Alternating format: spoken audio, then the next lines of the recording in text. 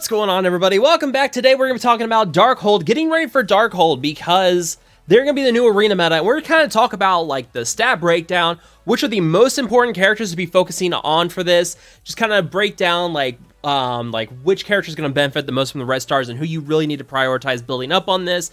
Talk about their gear a little bit as well. And maybe talk about possibly some ideas of what we can expect with Darkhold outside of Arena. So we're going to talk about all that in today's video. If you guys do find this video helpful, you do enjoy it, make sure to hit that like button and subscribe to the channel.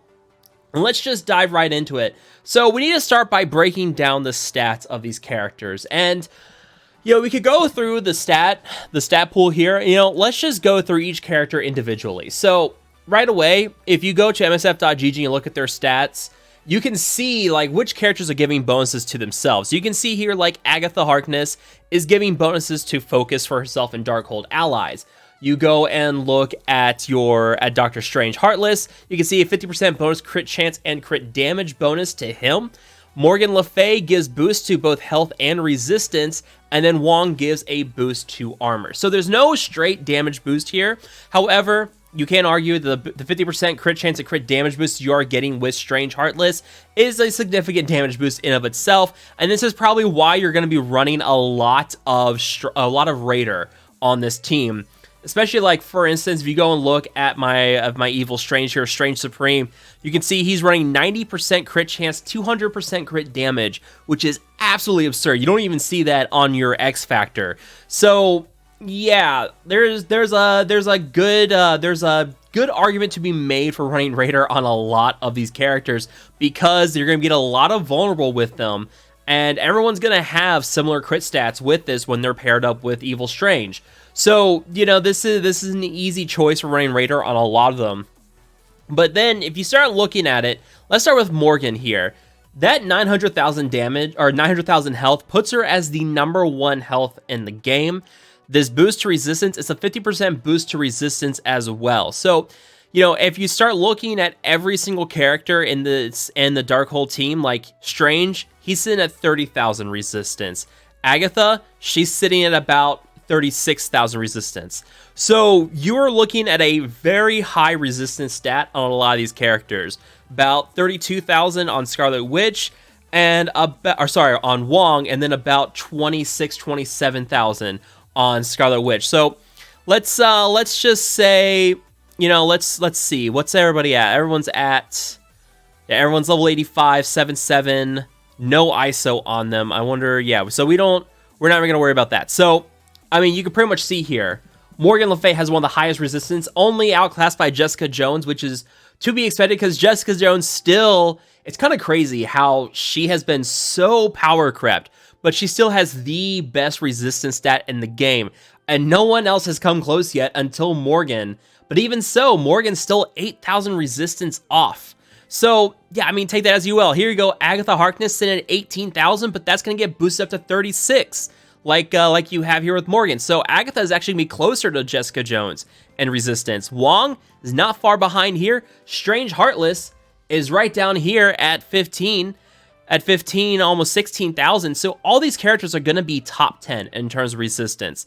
You go over here to health. Morgan Le Fay, her passive already factors in that health bonus there. Wong is right down here, but Wong is actually going to have more health than Morgan when this team is fully going. Let's see. Where's some other characters? Strange Heartless sitting here at 539k. That should go up to about 750k. So then you're getting into the top 10 range again in terms of health. Now, this also doesn't quite factor in a lot of like your war or raid bonuses, but you're kind of getting the idea. Even someone like Strange, which is, you know, supposed to be like a glass cannon in a sort of way. Actually, no, I'm curious. Where's Witch on here? Scarlet Witch is sitting at 500,000. She's going to get up to about 750,000 when fully upgraded in that health. So yeah, that kind of gives you an idea of the sheer bonuses that you're going to get on these characters when fully maxed out and when fully put together. That boost in the health is going to be big.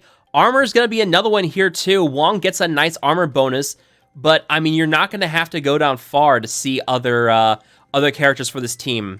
Of course, I say that, and now I can't find them. Yeah, like here's Morgan Le Fay down here, But that armor is going to get a solid, I believe, let's see, we go and look at it, and that is a 30% boost in the armor for Morgan Le Fay. So, yeah, again, like, all these characters are going to get huge boosts in all their stats pretty much. And yeah, like stat-wise, this team is not really bound by anything either. If you go through and look at it, there's nothing here that's really binding them to like Arena.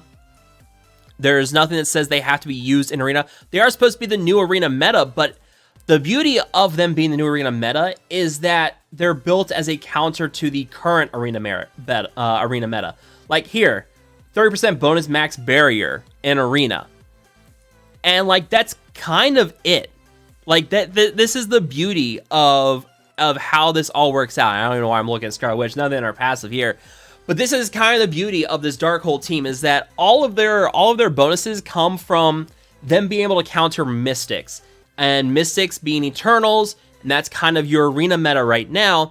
This is the beauty of this kit, and that's built to be a Mystic counter. So you're not going to see a lot of, you're not going to see them be top tier in War, at least I don't think so, but there's a very good chance that they're going to be a counter to Eternals no matter where you fight them. So those pesky Eternal War teams that you see with like America Chavez, those will be a thing in the past with Darkhold on the team. This is going to be a very strong War offense team.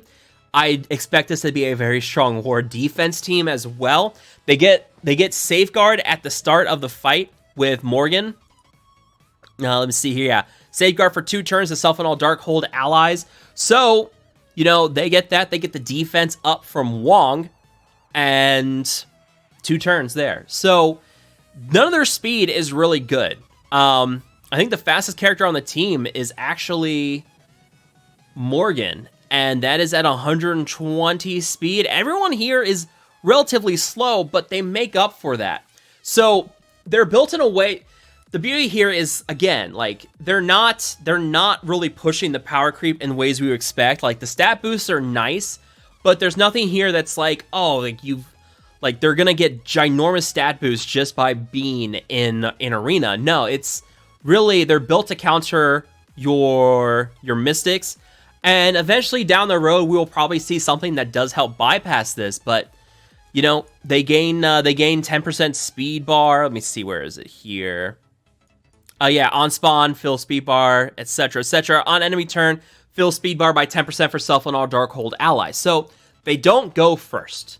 They're not going to go first. Your Eternals are still going to move first. This is not jacking up the speed per se on the team. So there will be ways, like as the enemy team starts moving, they get a lot of speed bar, but this is one where thankfully we're not seeing a continuation of this speed meta to a ridiculous degree. That was my big concern when the Eternals came out, is that they were 2 of the faster characters in the game, 126, 125 speed, and there was a ginormous speed bar reduction that you got with their ultimates.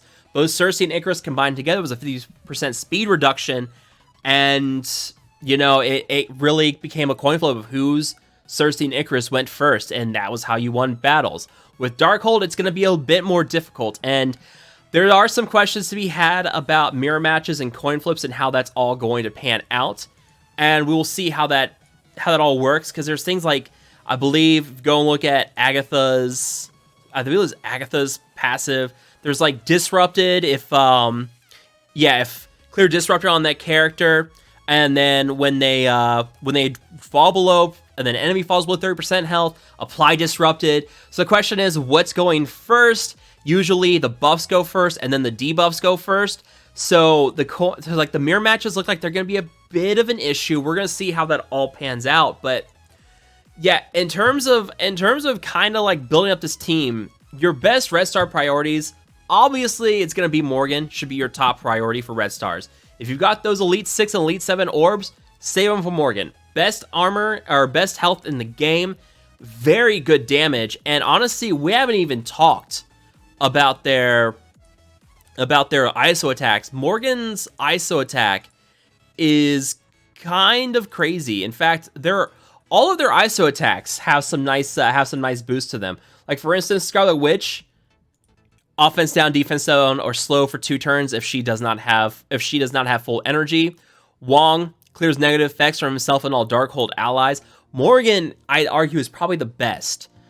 Copy and clear 2 positive effects. If it crits instead, copies and clears all instead of 2.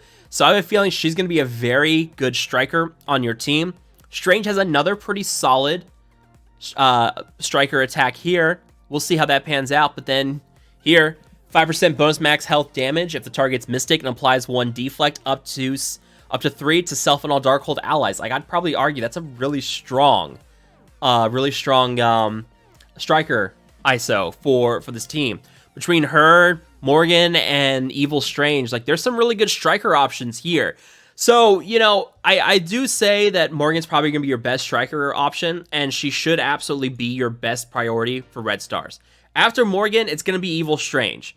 If you, we still have a little bit of time. Actually, when I'm recording, there's still a little time, but I think once this video goes live, the Red Stars will be over. But if you had Red Stars for him, hopefully you pulled some good Red Stars on him. And then after that, probably Agatha, then Witch, then Wong, I think.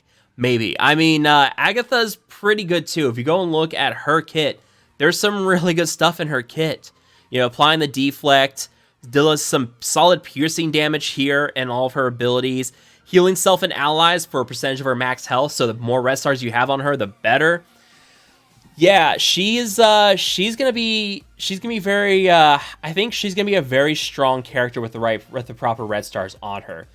So yeah, at the end of the day, I'd say Morgan, Strange, Agatha, Witch, Wong should be your Red Star priority on this team. Don't really have much else to say at this point. Just kind of breaking down the stats, giving my thoughts on what we can expect with this team, and what you guys should be prioritizing for your Red Stars on this team. If you guys have any questions, anything else you need me to answer, make sure to drop them down below in the comment section as well. Again, if you guys have found this video helpful or informative, make sure to hit that like button, share, and subscribe. I will see you guys next time.